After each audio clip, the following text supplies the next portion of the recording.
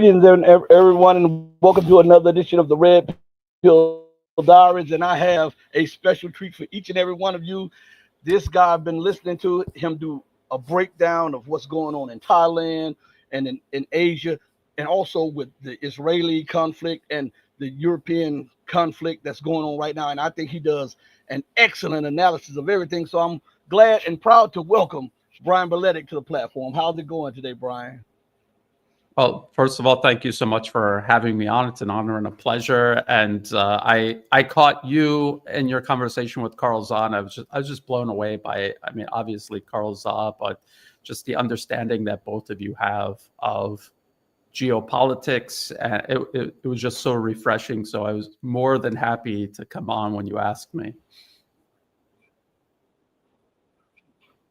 Okay, well, let's get started, Carl. Brian. What is going on right now? We see that Joe Biden seems that he's out to lunch, and so I think there are people behind the scenes that are making these policy decisions that are jeopardizing the entire planet at this moment. We saw yesterday that the United States allowed strikes on Russia. We see today there are reports now. Even Hal Turner has reported that the UK has allowed storm shadows to be to strike up in the Kursk region, and we had the NATO commander saying that he thinks that it's about time for that to happen, and then you have Joseph Borrell saying that all European nations to follow suit, even after the Russians' warning. Where are we headed, and what is going on? Well, you're absolutely right. U.S. President Joe Biden is out to lunch. He has been his entire administration, but luckily for him, the U.S. president really has no say in anything. It's more of a ceremonial position, and there is an unelected deep state, if you want to call it that presides over U.S. foreign policy, no matter who is in power, whether it's Biden, Trump before him, Obama before that, Bush Jr., and so on and so forth. So this conflict has been engineered for years and years. It was just a matter of coincidence that President Biden was in office when it was launched, and bringing us up to speed to where it is right now. Yes, the United States, and this was inevitable, and many people following this had warned that if there is something the U.S. can do to escalate against Russia, they will eventually do it. It's just a matter of inching their way across these lines little by little. There's some construction outside, so if it seems like I'm distracted, that's the reason why. There's all kinds of noises here. It's morning time here, so they've authorized the use of ATACMS, and they predicated this decision on supposed claims that there are North Korean troops in Russia, not in Ukraine, in Russia, what is internationally recognized as Russian territory. But it's interesting that the first ATACMS strike took place in Bryansk, and we haven't heard of any even fake claims, baseless claims that there are North Korean troops in Bryansk. So this obviously has nothing to do with North Korean troops. That was just a pretext that they were using to justify something that I think they decided to do a long time ago, and they were just looking for the right time to do it. Now, the storm shadows, this was also inevitable. And I would say that the air-launched Taurus cruise missiles with a range, I believe, is up to 500 kilometers, so even further than the weapons being used right now. I believe it's only inevitable that those are eventually sent to Ukraine and used as well. It's just a matter of creating the conditions to do that. And so they have escalated. They have escalated further despite Russian warnings otherwise. And, they from America's point of view, the worst that Russia can do is and end up in some kind of war with Europe, NATO in Europe. And who is going to suffer the consequences of that? Europe, not the United States, which is an ocean away, is basically on the other side of the planet, and in its mind, completely decoupled from the consequences of its own actions. And this is how they view foreign policy, and this is what's so dangerous about American foreign policy, is that they execute it through proxies that will take the full brunt of the consequences, and the U.S. will reap the full benefits, if any, of these policies. So this is why it's so dangerous. This is why I believe Russia is going to be very patient and very measured in their whatever decision they make to retaliate. They have many options to retaliate far short of open war with Europe, with NATO in Europe. So I think we should watch out for that. So just for an example, they could be transferring weapons covertly to other groups around the world that have the capability of striking at U.S. forces, say in the Middle East, giving Russia a degree of plausible deniability, making it very difficult for the U.S. to, you know, point directly at Russia. And so there are many things that Russia could do to make American foreign policy difficult without having to go to war. But it's extremely dangerous. As I pointed out, as many others have pointed out, the U.S.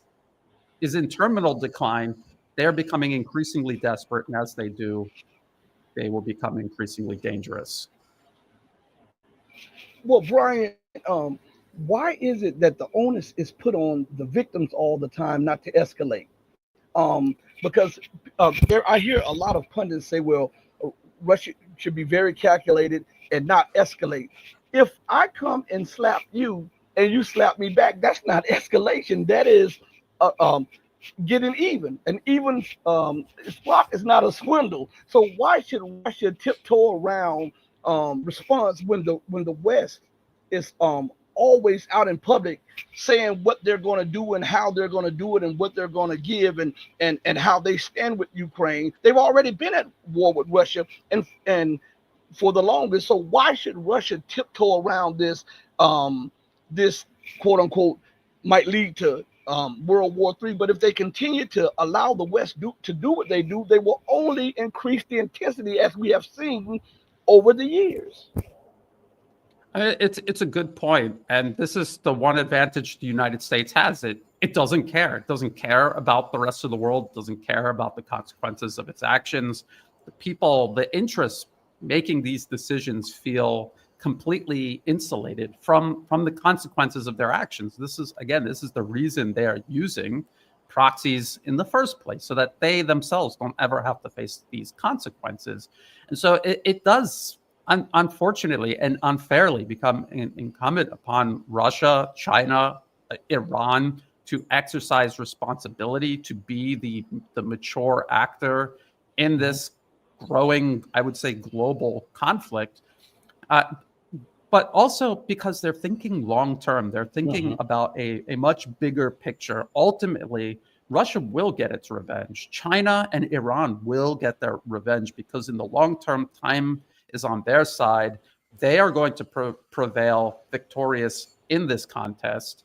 And the United States is eventually going to end up it's really hard to tell what will happen to the United States, but this concept of continued American domination over the entire world, this is over, and it's just a matter of time. And so Russia, obviously, they want to retaliate, but they will retaliate by simply winning in the long term. That will be their retaliation. That will be their revenge. And just to give viewers an example of this, look at the long game Russia played in Syria. They intervened in 2015 and they began bombing the supply lines from NATO to ISIS and Al Qaeda all across Syria. And this cut these militants off and allowed the Syrian Arab Army and its Iranian and Hezbollah allies to move in, encircle them, and eliminate them, wipe them out. And at the time, the United States used Turkey, again, as a disposable proxy to directly attack Russian forces. There were incidents where Turkey actually shot down a Russian warplane. And then the militants Turkey was arming and backing ambushed the rescue team. And there was huge outcry from, many people, say, like in the alternative media, people from the region who were just outraged, and they wanted immediate revenge because there's something emotional. You demand justice. You want retaliation. You want the satisfaction of seeing these bad people pay for what they did. But Russia did nothing. They really didn't even rhetorically attack the Turkish government or President Erdogan. What they did, and then I think people might remember also the Russian ambassador to Turkey was murdered in Mhm. public on video, and yet Russia still did not retaliate. So what was their? So did they do nothing? No, they played the long game. They won the conflict in Syria. They forced the United States into a stalemate. U.S. forces are stranded in eastern Syria. Their position there becomes increasingly tenuous year by year. And inevitably, they're going to be pushed out of the region, and they will fail in Syria and they will fail in the Middle East. That is Russia's revenge. It's just in a much longer term timeline than I think a lot of people would like to see. They want to see instant revenge, but we have to think long term. It's a chess game. It's not a boxing match. It's not a game of checkers. It is a chess game on a global scale. So we have to think in those terms, and we have to think in four dimensions. The fourth dimension being time. Well, with that said, often people talk about the domestic politics in the United States and Great Britain and Europe. Russia also has domestic politics. What is it like, or do you have any inkling of an idea of the outcries in Russia from the people in Russia about what is going on, and do they want the Russian government to hit hard and hit in the open? I mean that's the thing, though. Yes, the Russian public is extremely angry, and this is based on Western polling of the Russian public. When they were backing these Ukrainian drone strikes on Moscow, it turned out all this was doing was creating greater and broader and deeper public support for Moscow in terms of the special military operation. So yes, while people want to see immediate revenge, if anything, they want President Putin to push harder. They want him to go further with the special military operation. So this provides political capital for Moscow.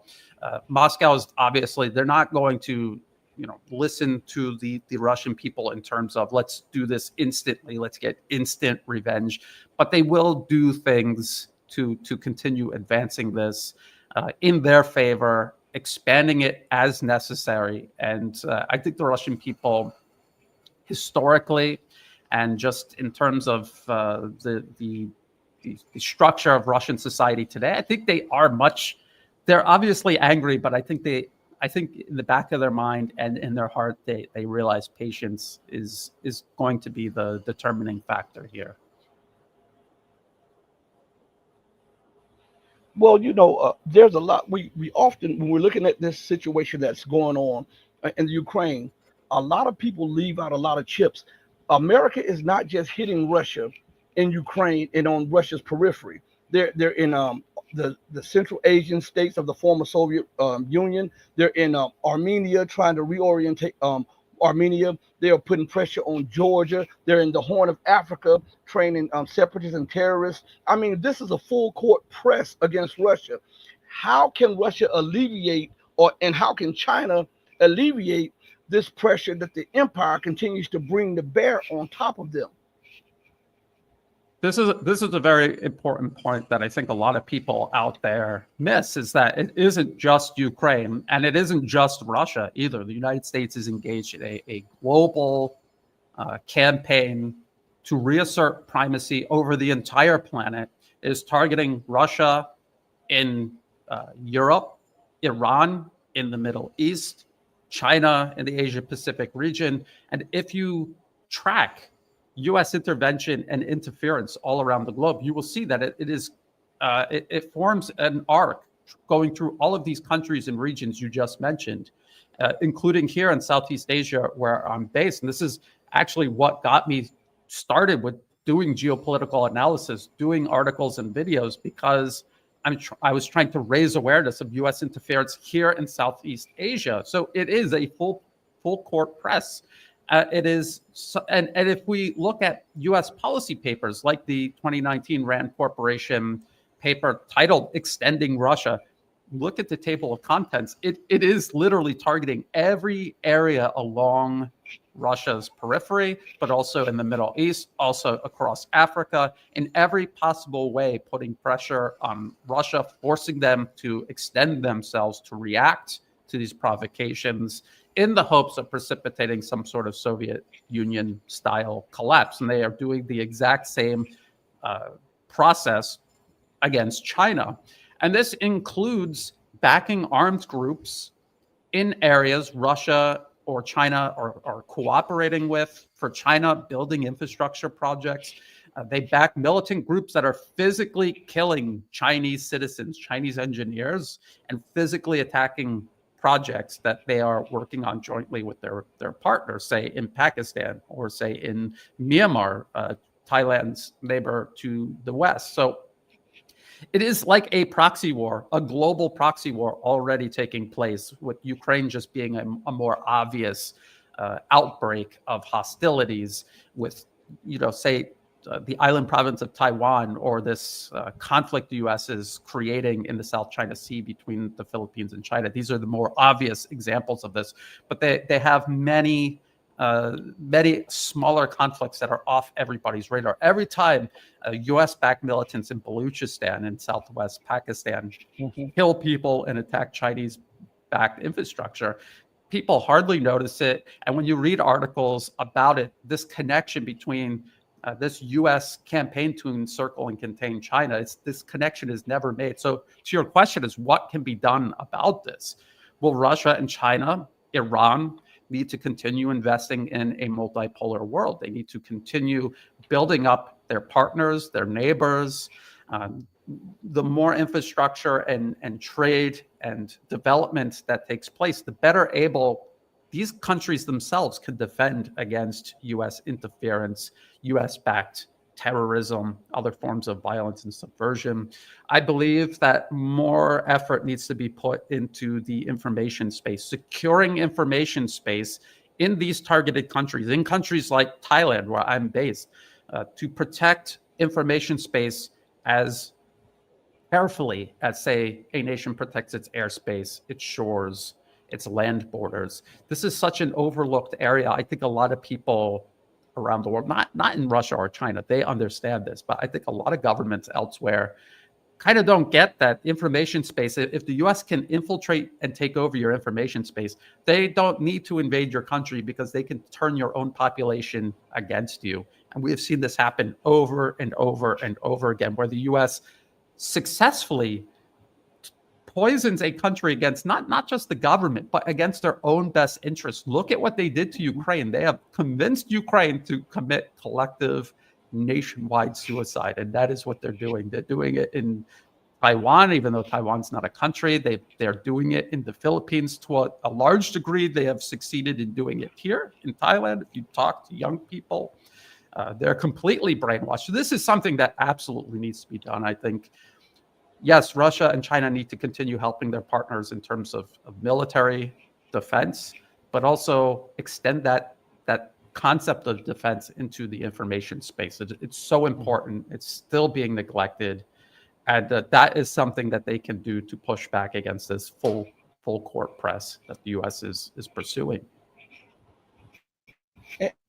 And Brian, why do you think that people can't connect the dots? Because when they look at the situation with the Ukraine, and as you and I were just discussing about the multiple areas of conflict that are going on, they disassociate what's going on in Syria and what's going on with Iran with what's going on with China and the United States, and what's going on with the United States and Russia. And we know that they had a hit list of 7 nations in 5 years. They wanted to get, and those nations happen to be trading partners with both Russia and China. They happen to acquire a lot of weaponry from both those nations. So if America bombs those and take over those nations, she controls the pipelines, she controls their resources, and then she can reorient their military to buy weapons from the U.S. and here set up maintenance contracts and upgrade contracts. And then when we look at Syria, one of the main things in the Syrian theater of war is that Rafik Hariri's death, and how the United States used him up and until he was no longer useful, and they assassinated him. Then they put the information war against Syria and forced the Syrian forces to pull out of Lebanon, which allowed Israel to move and do what she's doing to this very day. Had that not happened, Syrian forces would have had a forward position in Lebanon to prevent a lot of what is going on right now. Well, I think number one, most people can't make the connection because it's a huge concept to wrap your mind around, and maybe sometimes you or I, we take for granted that we understand this and see this clearly. The problem a lot of people have is they're not doing analysis by actually looking at objective facts and looking at it from zero and building their understanding up with facts. A lot of people look at geopolitics through the lens of ideology or political proclivities or something along those lines. There's prejudices that really cloud people's ability to see things clearly. I will see a lot of people, even in my own comment section, say, Brian, you're 100% right about what's going on in Ukraine. You've been right for 3 years straight without a single mistake, which isn't true because I have made mistakes. But you're totally wrong, Brian. You're 100% wrong about China. China is our enemy. They're horrible. They're killing the Uyghurs. They're doing this, that, the other thing. Verbatim repeating the same U.S. State Department they know for a fact is lying to them about Russia and Ukraine. They will verbatim repeat what the U.S. State Department says about China, about social credit scores, about infiltrating the United States. And it just blows my mind that they, on one hand, see the State Department lying to them about, and they know it. They know they're being lied to. And then at the next second, without missing a beat, they believe everything the U.S. says about China. Why is that? And I believe a lot of it comes down to Russians kind of look like Westerners, a lot of Westerners, and they can sympathize with them. But China, they're a non-white nation that is surpassing not just America, the collective West, in a way that is unprecedented and irreversible. And they're having a panic attack by it, and they're willing to believe anything told to them that is negative about China because of their own prejudice against China to begin with. So that's why they're willing to believe anything the U.S. says about China, because of their own prejudice clouding their ability to see through those lies that they should otherwise be able to easily detect and be opposed to.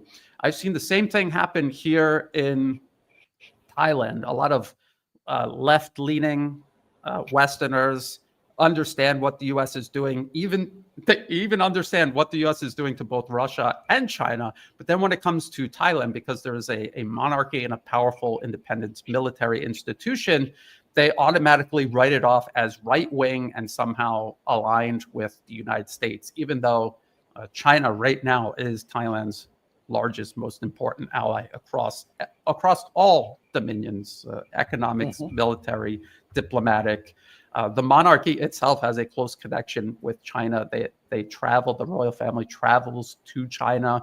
The one very well-liked princess here in Thailand speaks Mandarin. And so left-leaning people, again, through the clouded lens of ideology, they completely miss what is actually happening in Thailand because they see an opposition that seems superficially left-leaning, and so they just back it without following the money, without due diligence, looking at who is really supporting. If they did, they would see it's the National Endowment for Democracy. So it surely has nothing to do with any sort of genuine left-leaning ideas or ideologies. It's just using that as a smokescreen for what is essentially American imperialism, modern day imperialism in action. So you could do this with almost every point of contention around the globe. You can see the pathology of why people are not getting it, not putting this picture together. The alternative media, to a large degree, is guilty of it because people in the alternative media may have their own pet political proclivities that cloud their ability to see it objectively. So they feed into this. And the U.S. understands this, and they take full advantage of it. A lot of the mainstream media has kind of fallen back. They've left the front line. They've fallen back to prepared positions that are deliberately dressed up to look like alternative media. There's a lot of Yeah. examples out there, like Breitbart, for example.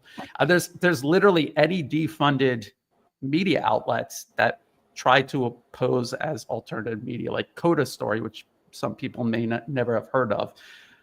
So that's the game that's being played. People have to stick to first principles. First principles means whenever you're confronted with any sort of subject that you want to understand, get a clean piece of paper out and build an objective understanding of it based on facts only, not ideology, not historical preconceptions, just facts that you can verify from primary sources. Build up your understanding of it, no matter how badly it chafes against whatever personal prejudices you might have. And that is how you can connect all of these dots and see the picture clearly. That's what I try to do, especially when it concerns the West Asian conflict that's going on right now. And I tell everybody when I'm reading this stuff to you, I'm reading it off of the UN website. I'm reading UN law, UN mandates, and why would you get mad at me for reading to you what you said that you wanted to hear? If you want facts, here are the facts. When we look at this, I hear a lot of people say, well, Israel has the right to exist. Okay, but doesn't the Palestinians have the right to exist? They say, well, Hamas is the cause of this, or Hezbollah is the cause of this, but the UN said that Israel had been in violation of all of these international laws that had to have America's blessing to pass. And Yes. so nobody holds the US or Israel to account for violating international law. But if Saddam Hussein did it, he must go. If Gaddafi did it, he must go. If Assad did it, he must go. Why do you believe that? And I'm not talking about the mainstream media, but the alternative media allows for such trappings to take place. I'm glad you brought this up because I forgot the worst, most distorting lens people see things through, and that is emotions. Emotions. And Israel is like it just opens the rawest nerve on both sides. People, I cannot talk to people who are obsessed with Israel, either against Israel or for Israel. You cannot talk to them. They cannot be reasoned with because the emotions are running so high. Israel deliberately does things to provoke an emotional response. They bulldoze, they'll bury an elderly couple under their own house specifically to provoke a blood rage across the global public. They do that on purpose because if you are in a blood rage, you're not thinking rationally, you're not thinking strategically, and you have become putty in their hands. This is military strategy 101. If you can get inside the head of your enemy, you will win. You will provoke them and you will dictate to them what they do before they even realize what they are doing. So Israel's the perfect example. If you get out a clean piece of paper, I mean, I literally have a notebook with me at all times with clean pieces of paper to do this. I still do this.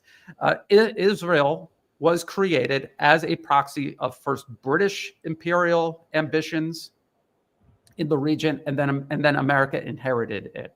And I hear from people all the time that Israel somehow controls the United States. Israel, with 1/35th the population of the U.S. and 1/50th the GDP, and they cite AIPAC, and AIPAC is a lobbying organization, spends lots of money in Washington. But if you add up just the arms industry, the US-based arms industry alone, it's lobbying. And lobbying is not the only way the US-based arms industry influences Washington. I can guarantee you that. It dwarfs whatever money Israel is spending. So AIPAC exists because it exists in parallel with the unelected special interests that already control the United States, controlled the United States before Israel even existed. So people have to understand that if you think rationally about it, this little tiny stunted, because Israel has a right to exist because it's just been there. People have been born there. What you really make a hard case, especially under international law, to eliminate it. But like you said, so does Palestine. There's supposed to be a two-state solution. And if there was a two-state solution and everyone agreed to it and actually worked to implement it, this problem would be resolved. If the U.S. stopped backing the current administration in Israel, alternative circles of interest in Israel, because not everyone in Israel supports what the current government is doing. Not by a long shot. There's a lot of people who are out in the streets protesting what the Israeli government is doing. If the U.S. simply stopped using Israel as a proxy, this whole problem would go away. I always hear people say this has been going on since the beginning of time. No, it hasn't. Jews, Muslims, Christians coexist in the Middle East right now. Outside of Israel, and they had for centuries before the creation of Israel, including in the area that was Palestine before they just plopped a bunch of Europeans there and created Israel. So it's complicated. People have to understand it clearly. They have to remove emotions out of it. People think that I have no emotions at all when it comes to Israel, but I understand the blood rage because I suffer from it. When I watch videos of Israeli soldiers brutalizing the Palestinian people, people see me when I'm doing my videos and I'm so calm. But they didn't see me before I hit the record button. So they have no idea what they, and you could ask my wife the process that I go through to calm down so that I can record. So I understand it, and I empathize with people's emotions. I'm not saying that you shouldn't have emotions, but it clouds your judgment. It clouds your ability to reason and see things clearly. And with Israel, most of all, because they most of all work to cloud your judgment with emotion by doing things deliberately provocative.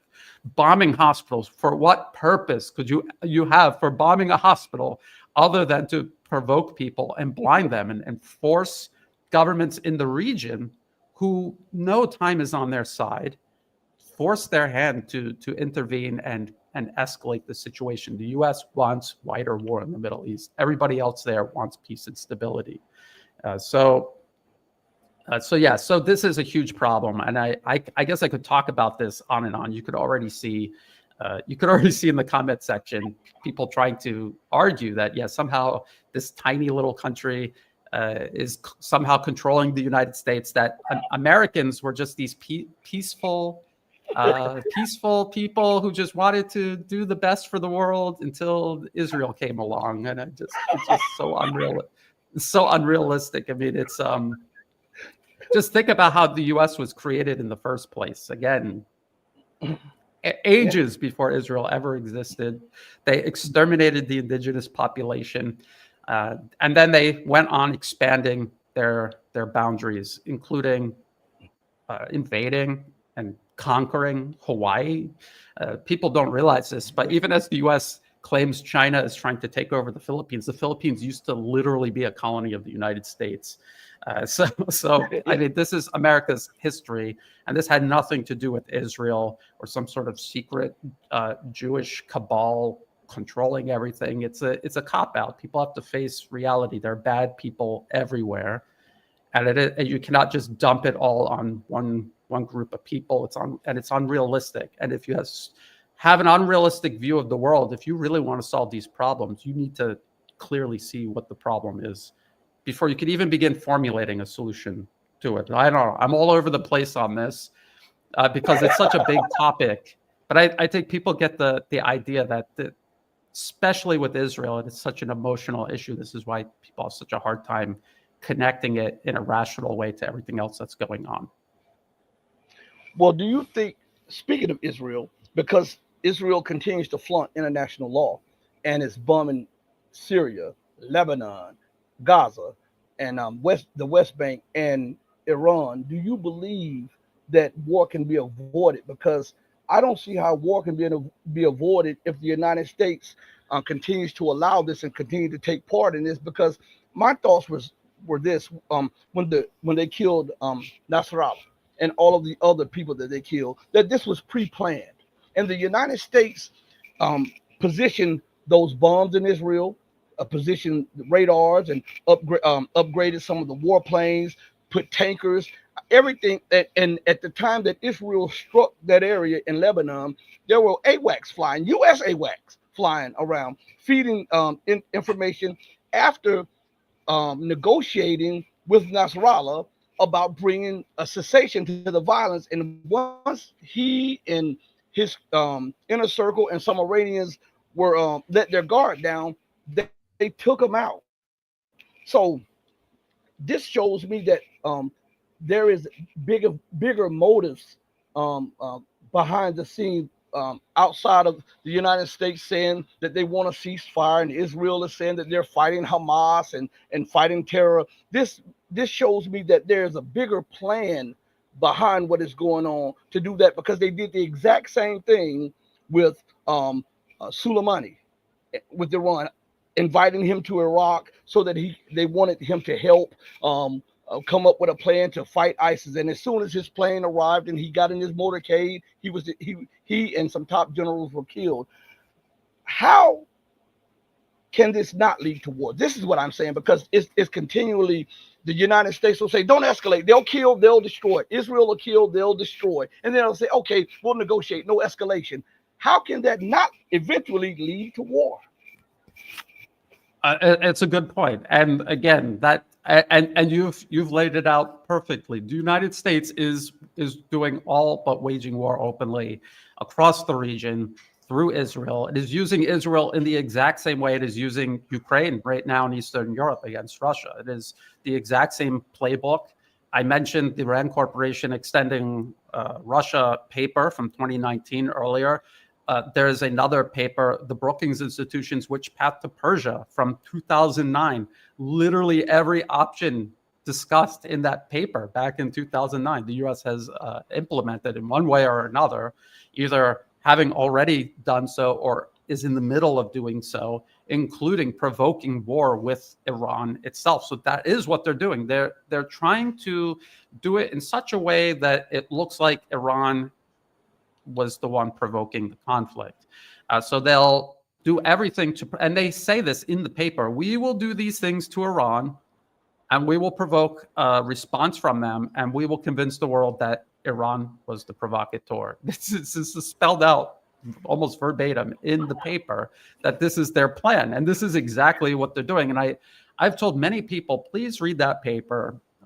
I send it to them often. I ask them, have you read it yet? And they say, no, I have not read it yet. So you have to read this paper. It's such an explicit step-by-step explanation of not just the U.S. playbook against Iran, but just the U.S. playbook in general, the way they go about manipulating, provoking, coercing nations around the globe, including their own allies, to get what they want, which is primacy. They see Iran in the region as a near peer competitor that needs to be eliminated because it's preventing the U.S. from absolute impunity over everyone else in the region. They're doing the exact same thing to Russia in Europe. They're doing the exact same thing to China all across Asia, from South Asia to East Asia, and everywhere in between.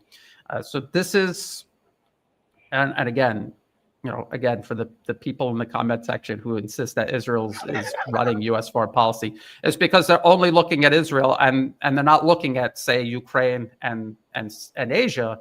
Is Israel also interested in taking over Asia and China? No, this is the U.S. trying to assert primacy over the entire globe. If you only focus on one region, you will be blind to the bigger picture of how this all fits in. So yes, with Israel, they're trying to provoke a war. Israel will take the full brunt of the consequences, just as Ukraine is in Eastern Europe. But to a greater extent, even U.S. allies in the region will take the brunt before the U.S. faces any consequences, just as Europe is taking the brunt of the consequences of the conflict in Ukraine. And the U.S. is profiting from this. Every step of the way, they're profiting from it. But ultimately, and people will ask, just like they ask with Russia, why is Russia putting up with this? Why are they so patient? Why don't they retaliate? Iran will retaliate in their own way. They do not want war. Time is on their side. Every single year, they get stronger. The position of the U.S. in the region and around the world gets weaker the only way Iran can fail is if they fall into the trap of some sort of war fought sooner rather than later. And China is going through the exact same process in the Asia Pacific. All of these provocations, including within China's own borders, they know that time is on their side. If they react to it now, while the U.S. still has tremendous military and economic strength, the consequences will be much graver than if they wait as long as possible before reacting. And I believe Russia felt the same way, but they had no choice because Ukraine is right on their border. The U.S. has already turned a country on their border against them, Georgia, armed it, had the country attack Russian forces, precipitated a dangerous war, and Ukraine was a follow-up, but just on a much more massive scale. They had really no choice but to address it sooner than later because the timetable for the U.S. was this conflict with Ukraine was going to happen sooner rather than later if Russia didn't act. And the U.S. is trying to create the same sort of conditions vis-a-vis Iran and China. So it is a constant battle of dragging it out for as long as possible and preparing to respond to it if that's no longer possible. And Brian, my take on that goes even a little further. I don't think it's just the United States alone. I think it's the United States and the UK. Every escapade that the United States is on, the UK is on that same escapade. And I think they both want complete dominion over the planet Earth. And they're willing to push the world to thermonuclear war. And they'll blame any and everybody that they can to demonize them in order to justify their aggressive policy towards other. Because remember, it was the Brits who established the color revolutions and established these sheikdoms and fiefdoms in the Middle East, and who came up with hobbyism. They often talk about extreme Islam. Well, we know through history that it was the Brits who came up with hobbyism, and it was the Brits who helped to put the House of Saud into power. And we know that that he who controls the money controls the policy. And Britain has not one gold mine in the UK, and yet it controls the gold trade on the global scale. So they have to be in tune with the empire as a military force. I think they don't get enough credit for imperialism as America does, but these are two, one and the same, and they have the same objective, because if one loses out, both loses out. And I think that they see the end of their international rules-based order over the near horizon. And I think this has freaked a lot of people in power out, and they're throwing any and everything up against the wall to try to see if something will stick to buy the empire just a little more time and power. What do you say about that, Brian? Absolutely. I try to use the term collective West as much as possible rather than just singling out the United States, because I think it's a conglomeration of imperial ambition. And if you look at the rise of the U.S. geopolitically, it really was just it inheriting British and French imperial ambitions around the globe. Think about the Vietnam War. This was originally a French war that they were losing, as usual, and the U.S. intervened because they wanted to reassert, in general, Western control over Southeast Asia. The British in Myanmar and also Malaysia, they have a very long history, colonial history here, and these countries after World War II, because Britain, it is a fading imperial power. It has nowhere near the type of clout and influence it used to have, but it still has ambitions. It laid this groundwork that the U.S. did just take up. You were mentioning all of these networks and approaches and even factions, Wahhabism, the Muslim Brotherhood also, that the British created, the British Empire created for British imperial ambitions. The U.S. took this over and they are using it. They're involved in Myanmar, for example, which was Burma, a British colony at one point. And yes, it's primarily the U.S., but the UK is still heavily involved. Everywhere you see the U.S. NED, the National Endowment for Democracy, USAID, you will see UK aid. also involved. And you will see the British embassy, and this isn't just Britain as a politically captured proxy of the U.S. They're doing this willingly. The ruling class, the special interests in the UK are congruent with those in the U.S. So yes, that is definitely a factor, and yes, Western collective West, their grip on primacy around the globe is fading. And I've talked about this a lot about how, say, the rise of China. China is a nation which has companies, industries, state-owned enterprises that put purpose above profit. The United States puts profit over purpose. And this alone has created so many problems for the US, even in achieving its own desire of global primacy. It's also just a matter of numbers and just being realistic. Just China alone, saying nothing of the multipolar world it is investing in. China alone has a population 4 to 5 times greater than the United States. They have newer and better infrastructure than the United States, has the largest high-speed rail network on planet Earth. The U.S. doesn't. I mean, they say they have they have like 55 miles of high-speed rail somewhere in the Northeast. But look at that compared to Chinese high-speed rail, and then tell me that it's comparable. It isn't. So China has all of these advantages. They graduate millions every single year, millions more in science, technology, engineering, mathematics. They have built up a global relationship with other nations built on trade, built on infrastructure, built on transportation to facilitate all of this. The United States isn't doing anything even remotely close to this. They're not even close to competing with China. They have no way of competing with China. We remember the many, many attempts by the U.S. to compete with the Chinese Belt and Road Initiative, which I'm in a country that is working together with China on the Belt and Road Initiative and adjacent projects. And I can see the difference that it has made positively for the people here in this country, for my own life and my family personally, compared to what this country was when the U.S. dominated. I've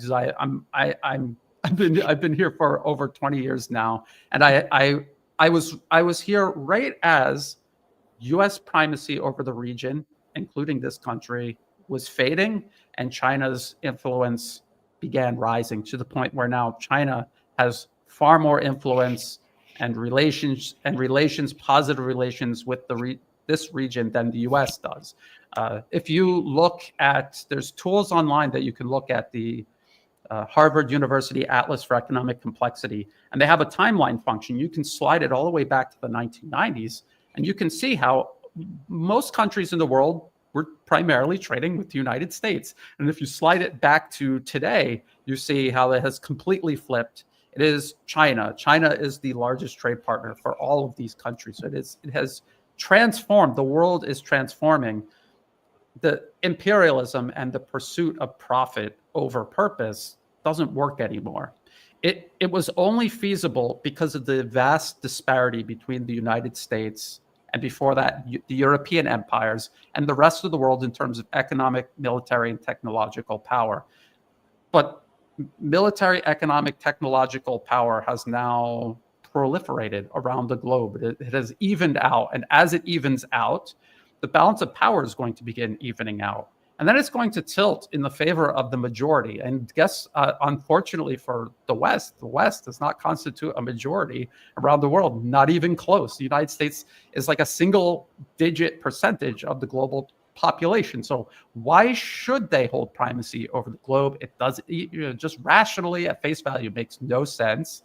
And then when you start looking at the facts of how power is shifting, it makes even less sense. So yes, they're going to throw everything they can at this. Unfortunately, and what I fear is they are so desperate to prevent a world where non-white, non-Western nations hold primacy over the globe, as they should, since they are the majority. They will do everything, including just burn everything down and hope to be king of the ashes. This is what I worry about. And this is what I see signs of them preparing for. For everyone who didn't hear what Brian said first, Brian let out a little joke that I hope most people caught when he was talking about the Vietnam War and how it began.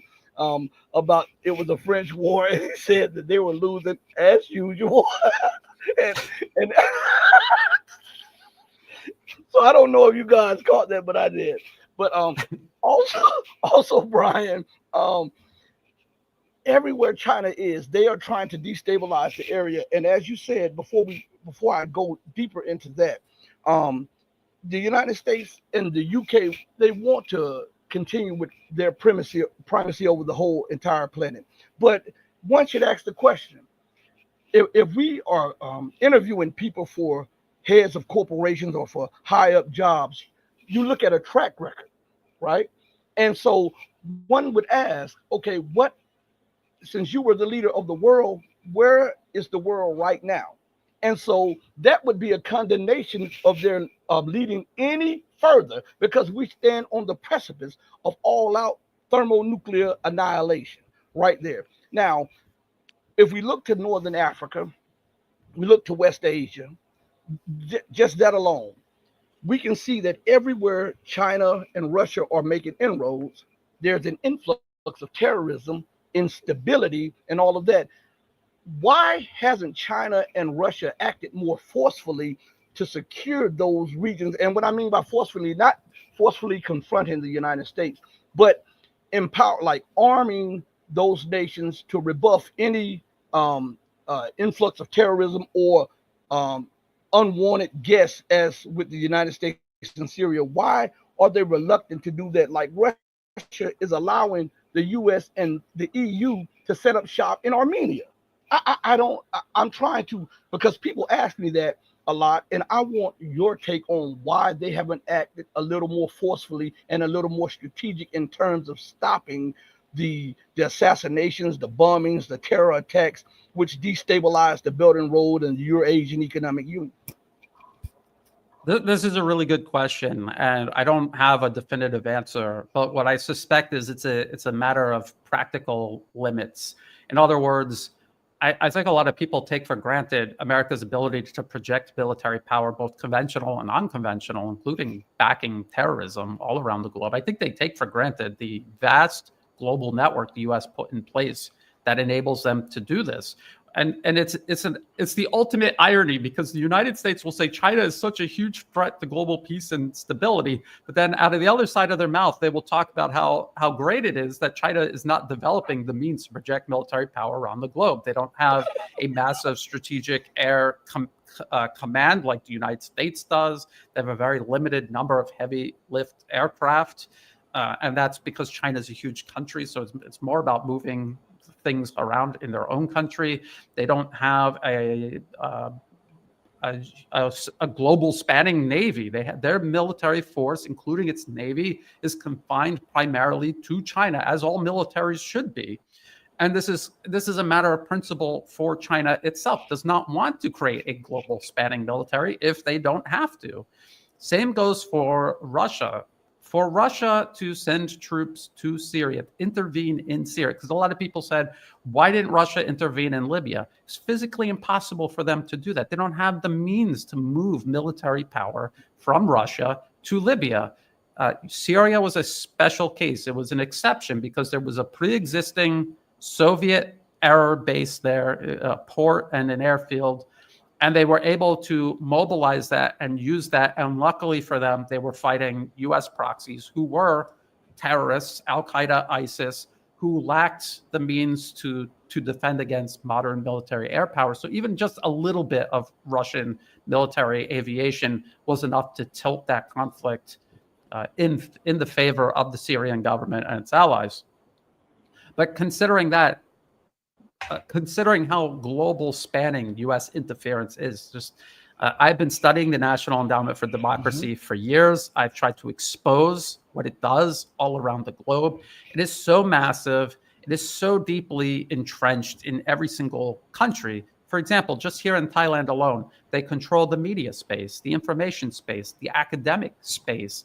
They are infiltrating the legal system. They have entire political parties dominating Thailand's political system, so-called and again, Western-style democracy imposed on Thailand as part of European and American imperialism throughout time. This has been imposed on countries.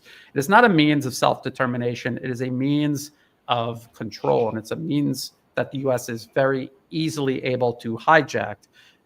So for Russia and China, this is a huge task to roll all of this back.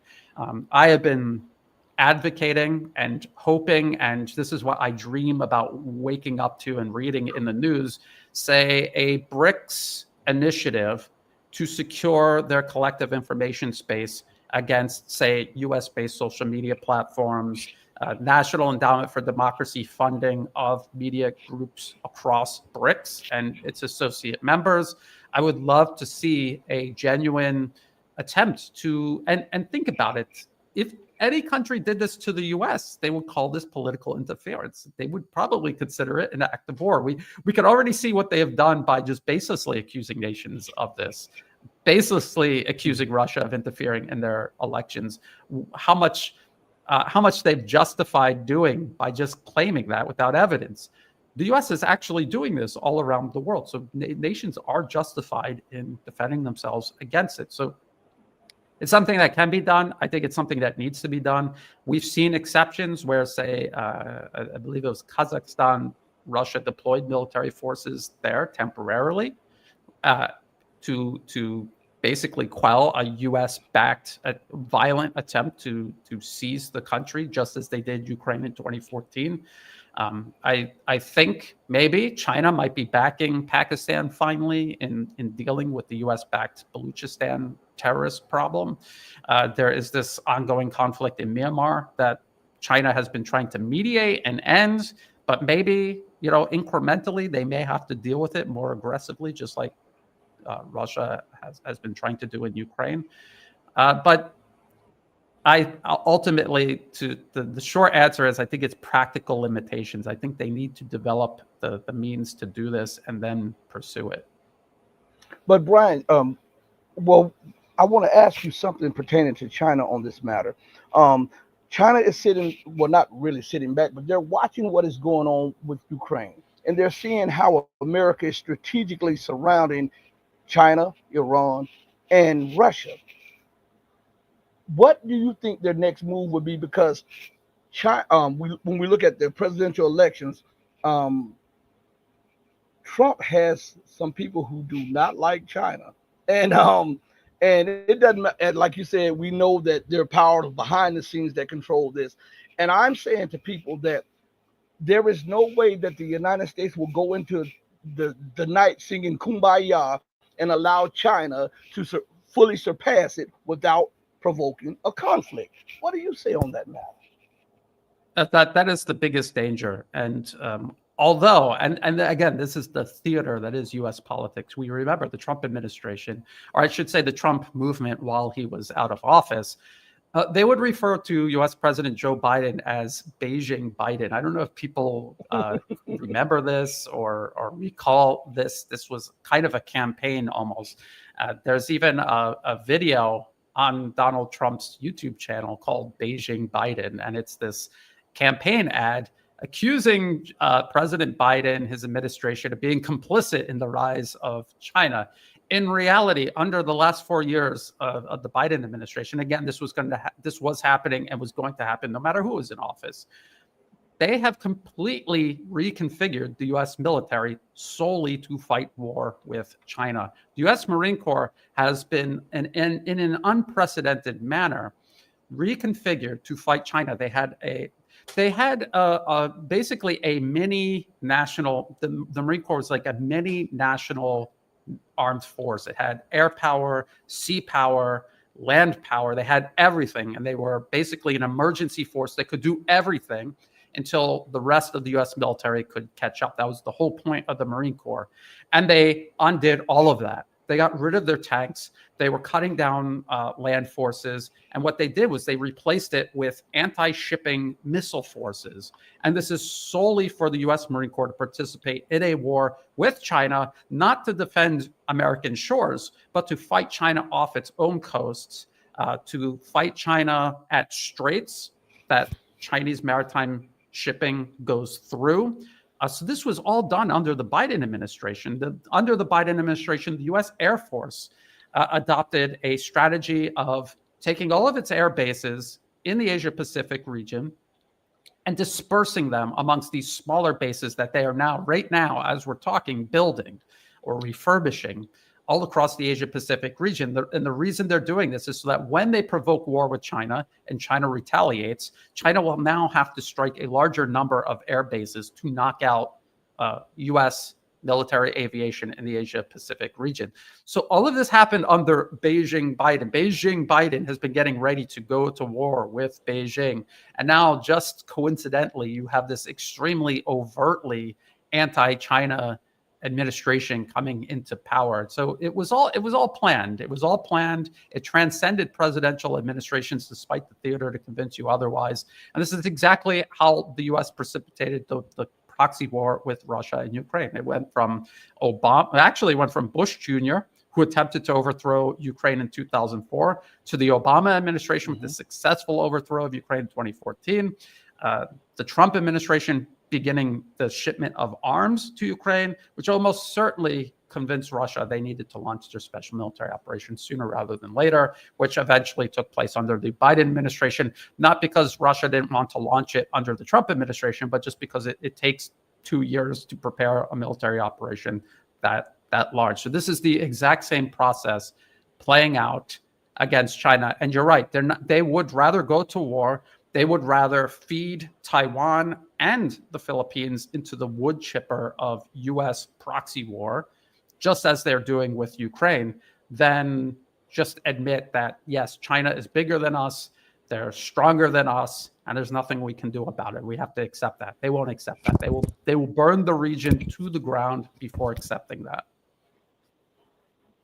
Well, bro, I won't keep you much longer, but I want to ask you a few things on this level. There was a writing about a year and a half ago that said the United States had 12 to 18 months to prevent China's rise, or else it would be a total wash if Chinese military gets the jump on them in 18 months. Then we see as America goes through the nations, she steals the gold from Ukraine, she steals the gold from Libya, she tries to steal the gold from Syria, but that was blocked because the empire, the British U.S. empire, is in such a desperate state of debt. Do you think that now they're not thinking rational? Because when we look at an article, even came out by the Business Insider, and it says that this was the minimum. The Chinese shipbuilding capacity was at least 232 times greater than the United States, and could be upwards of 500 times greater. So how can any rational military advisor, politician, or strategist want to go to war off Beijing's coast? Because if the ships are sunk, it may take you 3 to 4 years to build one, and China will have 30 in a matter of about a year and a half. So it seems to me that nobody is thinking rational, and the Western world is in bizarro land. Well, I mean, America imagines that they'll go to war with China. They will target the continental China. They will strike at its shipyards. It will destroy all of this, which I think is a tall order, because back in reality, Russia has launched 4,000 missiles a year at Ukraine, and they have devastated Ukraine. And yet you can see how difficult it is, even with that amount of missiles, to fully and completely knock out Ukraine. Now, that's Ukraine. We're not talking about China with 1.4 billion people who have a very keen understanding of recent history, the humiliation they suffered at the hands of the United States, the British, the French, Europe in general, the century of humiliation. Carl Zah, I'm sure he talked about this in his conversation with you. They understand this. They're hardworking, they're well organized, they're motivated, and they will rebuild. And I don't think the U.S. has or ever will have enough missiles to knock out China and keep it knocked out. And just as you mentioned, even if you wiped the slate clean in China, they will be able to rebuild faster than you will be able to expand what you have, even if China doesn't fire a single missile at the United States, at any of America's industries. This is a huge problem the U.S. has. You're talking about being rational. The whole idea of global primacy is in itself irrational, as a tiny percentage of the population controlling the entire planet, which only worked for centuries because of the disparity in terms of technology, economic, and military power. That disparity doesn't exist anymore. So it is utterly, completely irrational to continue pursuing primacy that can only be achieved through that disparity. I think in their mind, they think they can reintroduce this disparity by, say, collapsing the Chinese economy, waging a limited war, strangling Chinese maritime shipping.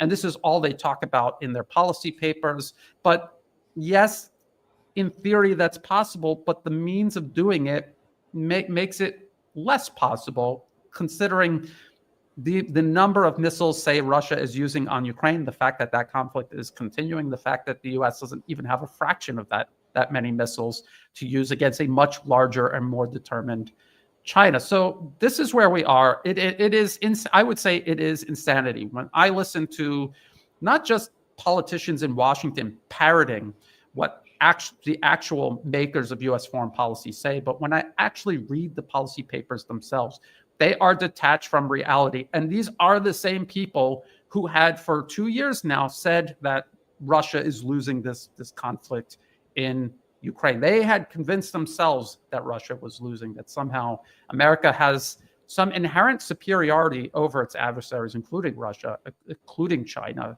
especially China, because they're non-white, so they're even less. America is even more superior over China, but in reality, it's just simply, it's not true. And all the evidence is there to see, but they refuse to see it. This is the danger of delusion. It's the danger of having had so much power for so long and taking it for granted. And this has happened to every empire throughout history. It's happening now, except there's nuclear weapons involved, which makes it so much more dangerous. Two last questions for you. All right. First of all, how can they not reason? They're looking at the theater of war in the Ukrainian conflict. Russia has destroyed the Ukrainian army, which was the most well-equipped, well-armed army in Europe. They've done it 3 times and are doing it on the 4th go-round. The United States and the entirety of NATO is being mopped up by the Russian forces. They can't provide enough missiles, ammo. So because Russia's military industrial output is way greater than the entirety of the West. So how can they truly believe that they can beat China when China's military and their production is so much greater? So I mean, how can you detach yourself from reality that much to not see what is right in front of you, like 2 inches or something? I mean, just from my personal experience, being an American from America, being in the military, there's always this sense of inherent superiority that Americans have, especially.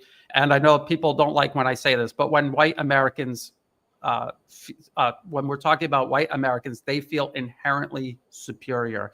That means they are just granted better than everybody else. If you read U.S. policy papers, if you read even U.S. Department of Defense studies of the military industrial base in the United States, they are constantly talking about just this inherent ability for America to innovate. Chinese people can't innovate. They're automatons. They're like a swarm of locusts.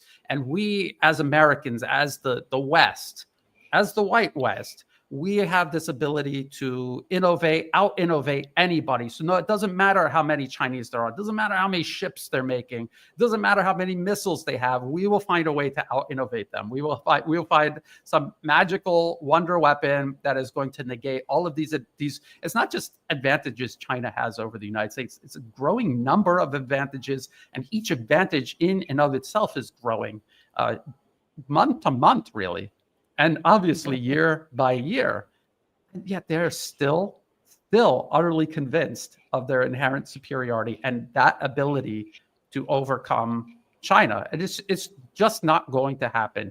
And it's just like the Romans, who believed in their own superiority over everyone else, including the barbarians. And it didn't dawn on them that they weren't superior until the barbarians were in Rome, basically carrying it away, and they were running away.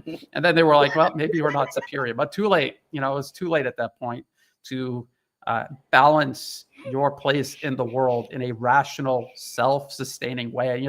I talk about this a lot. Again, especially when people try to convince me that Israel is somehow controlling everything in the U.S.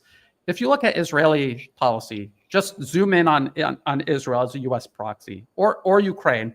They're not pursuing policies conducive to their own self-preservation. They're starting wars that they obviously will never have a chance of winning. It will cost them, even as they're fighting it, even if they don't provoke the reaction they're looking for. It's going to cost them severely. They're not developing themselves in a way that they could if they just focused on self-preservation.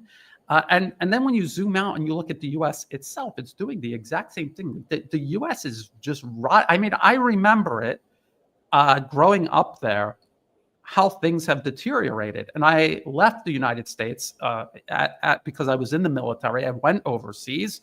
And every time I came back, it was worse. It was much worse. Sometimes you don't realize it when you're living there. But when you leave and you come back, you're like, what is going on here? Then I had left to go to live in Asia permanently.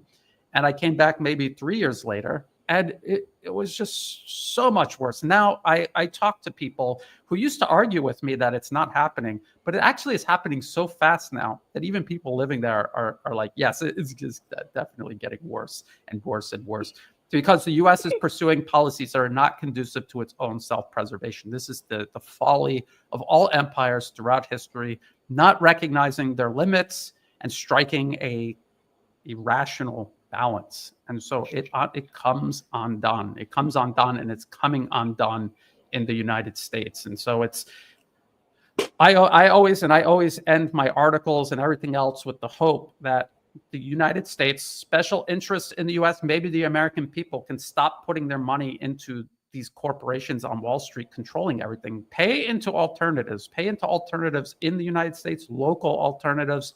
Transfer your money away from these people to alternative circles of interest that might actually want to build an America that has a healthy relationship with and alongside the rest of the world, rather than this generational obsession with imposing itself on the rest of the world, which is just a continuation of Western European imperialism that the U.S. inherited. That is my hope, but I always disparage people, myself, from putting stock in hope. I hope that happens, but I don't have a lot of faith that it will. Before the last question of the night, I see Incognito in the chat, and he says the U.S. still has nuke advantage over China. Then he says nuke advantage is everything. War is over in 24 hours. Well, China has the minimum amount. Their scientists and their military has the minimum amount of deterrence. And it doesn't matter if America has 10,000 weapons. You can only destroy the world one time over.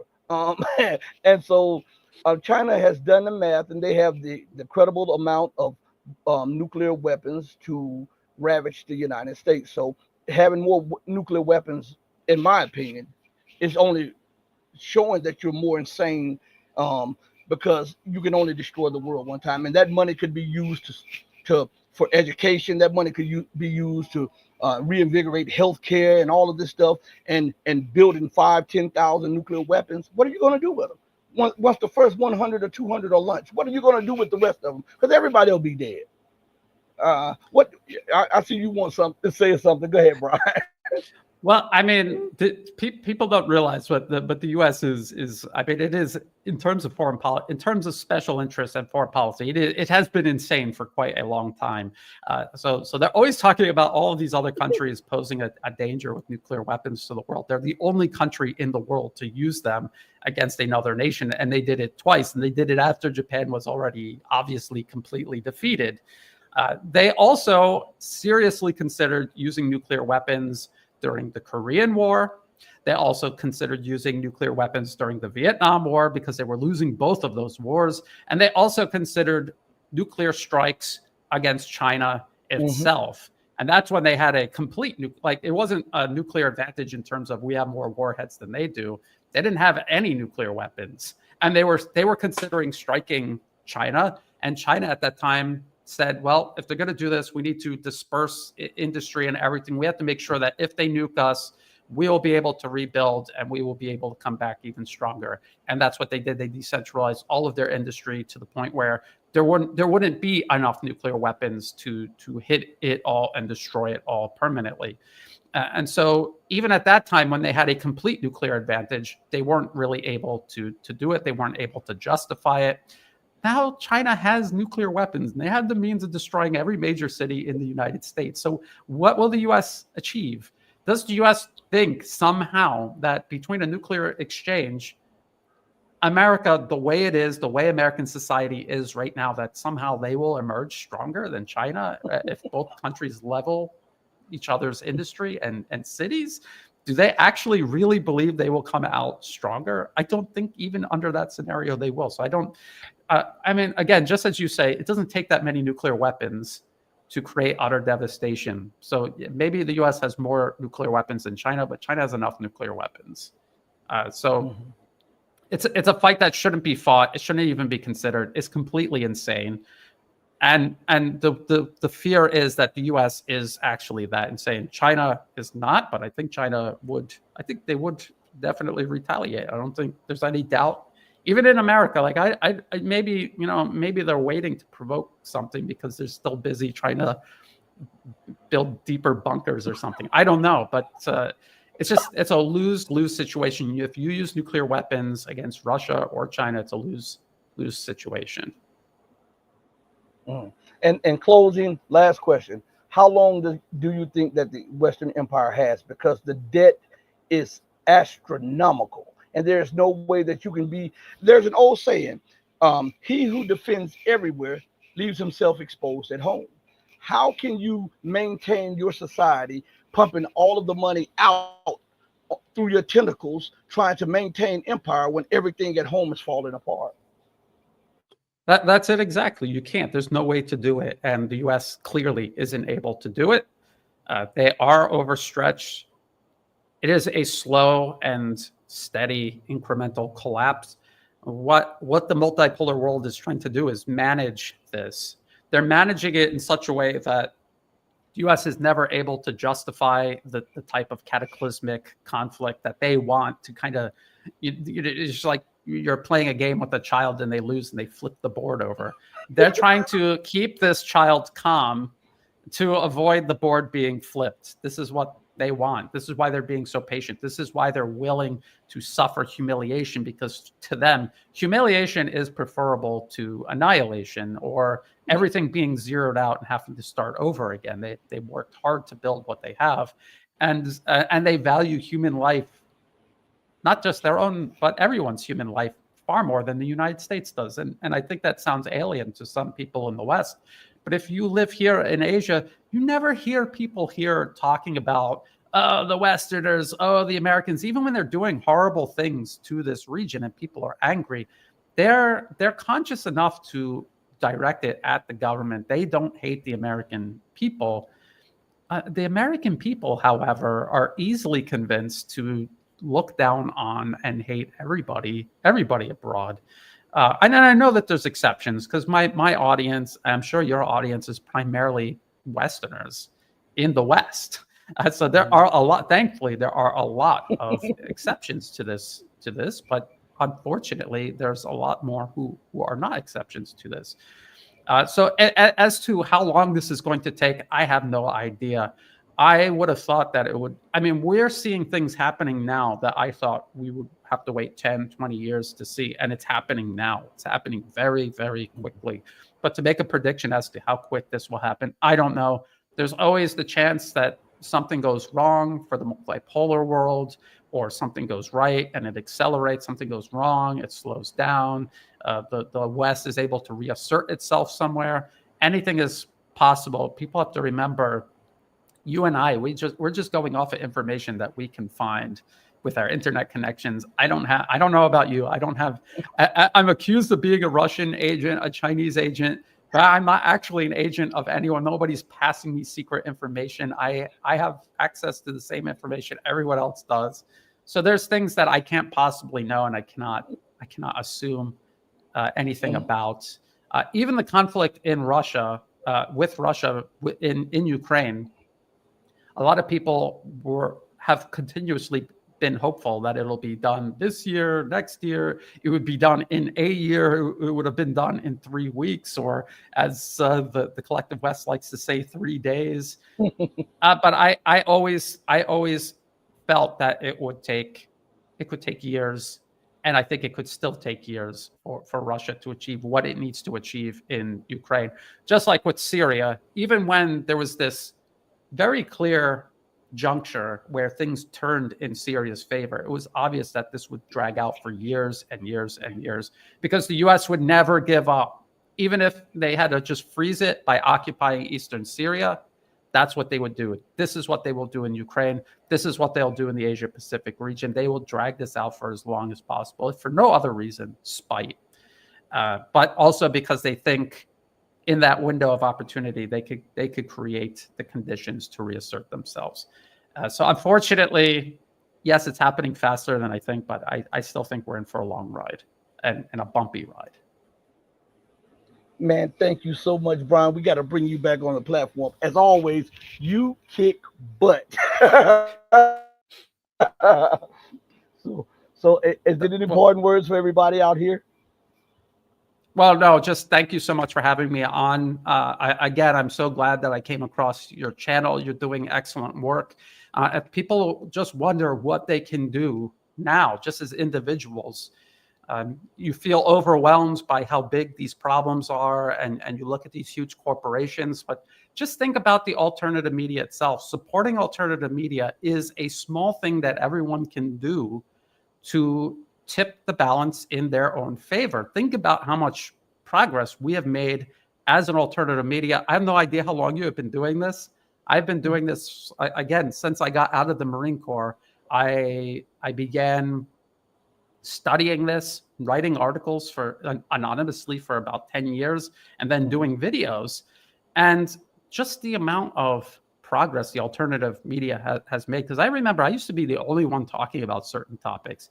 Now there's many people talking about these topics, and it's great. It's great to see that. So people should support alternative media. They should support your channel. The more channels out there talking about these sort of topics, taking off the lenses of ideology and emotions and looking at this rationally and the big picture, the better. That is good for all of us. So again, thank you for having me. Thank you everyone for tuning in, and please support Rashid's channel as well. Thank you so much, everybody. In closing, I always say this: do right by others, not because there's any benefit in it or because anybody else is watching, but do right because it's the right thing to do. Always know that from the bottom of my heart to the depth of my soul, I love you if you love truth, but know that the love that I have for you will always pale in comparison to the love that God has for you. Until we next speak again, stay strong, stay true, but above all things, remember, stay righteous. Hey, mama, your baby boy loves you more than life. Deuces, everybody. We're out of here.